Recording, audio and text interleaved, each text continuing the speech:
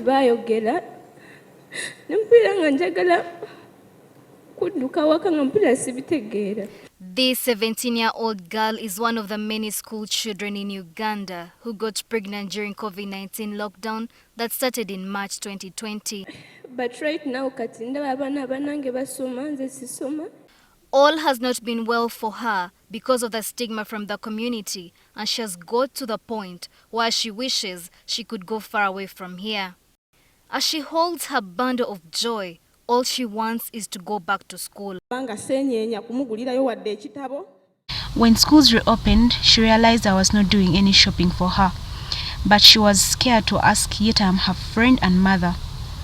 But she then asked, "What are your thoughts on my studies?"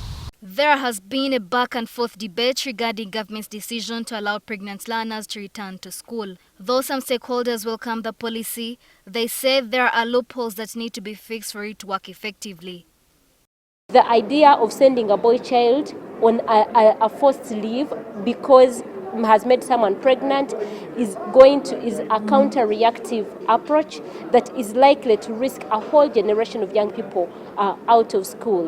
It is a prayer that this girl who has been sent home, perhaps a package is organized for them so that they can continue learning. They highlight the need to create a conducive environment for these learners while at school.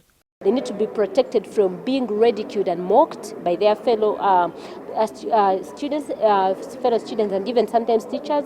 They need to be supported in terms of dealing with their stress, mental health that comes with having a baby, even adult women go into postpartum depression, so you can imagine what it means for a 14-year-old. But what does the Ministry of Education say? There are continuous processes to ensure that we enlighten the young people and the community members that this girl, even when she gives birth, she doesn't cease to be a child.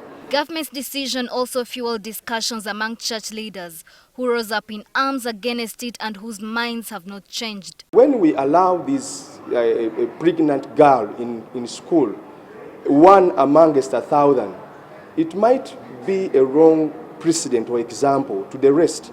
So we intend to protect the many than saving one. According to the Education Ministry, most people have not taken time to read and understand what these guidelines are all about. And what that one has led to, many people are making a lot of wild kind of comments, saying the ministry is now encouraging these young girls to become pregnant.